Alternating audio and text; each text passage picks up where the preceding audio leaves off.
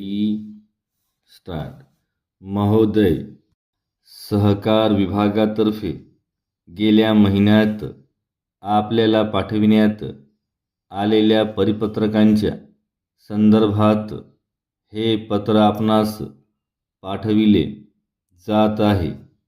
तालुका आणि गाव पातळीवरील ज्या सहकारी सेवा संस्था आहेत किंवा सहकारी पतपुरवठा संस्था आहेत त्यांच्या बाबतीत या परिपत्रकात काही मार्गदर्शन करण्यात आले होते आणि आपणाला विनंती करण्यात आली होती की या संस्थांचे कामकाज योग्य प्रकारे चालविले जाऊन गरजू सदस्यांना आवश्यक त्या प्रमाणात त्या संस्थांतर्फे कर्ज पुरवठा वेळेवर केला जाईल.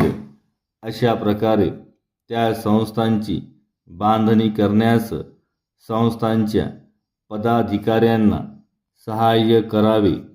शासनाला आशा आहे की आपल्या नियंत्रणाखाली असणाऱ्या विविध सेवा सहकारी संस्थांचा कारभार योग्य प्रकारे नियंत्रित करून त्यांची सदस्य संख्या वाढवून त्यांच्याकडे असलेल्या थकबाकीच्या वसुलीसाठी त्यांना सर्व प्रकारे मदत करून आणि त्यांच्याकडे असलेल्या ठेवींची संख्या वाढवून त्या स्वावलंबी कशा होतील आणि सदस्यांना व आवश्यक ते तारण घेऊन सदस्य नसणाऱ्यांनाही वेळेवर आर्थिक मदत करण्यात त्या तयार कशा राहतील याची काळजी आपण घेतली असेल.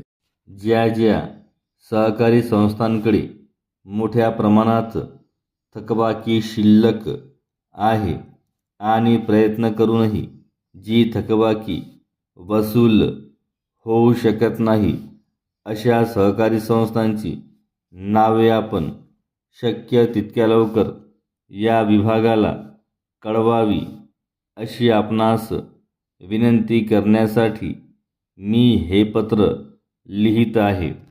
शासनाच्या हेही लक्षात आले आहे की तालुका आणि गाव पातळीवर अशा अनेक संस्था प्रत्यक्ष उभ्या राहतात, सदस्यांची नोंदणी करतात, त्यांच्याकडून भाग भांडवल जमा करतात, पदाधिकाऱ्यांची निवड करतात आणि काही दिवसांनी कारभार योग्य प्रकारे चालविला न गेल्यामुळे त्यांना दिवाळे काढावे लागते.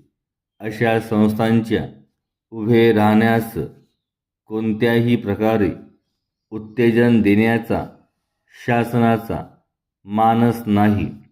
तेव्हा संशयास्पद कारभार करणाऱ्या अशा ज्या ज्या संस्था आहेत त्यांची माहिती आपण या विभागाला त्वरित कळवावी.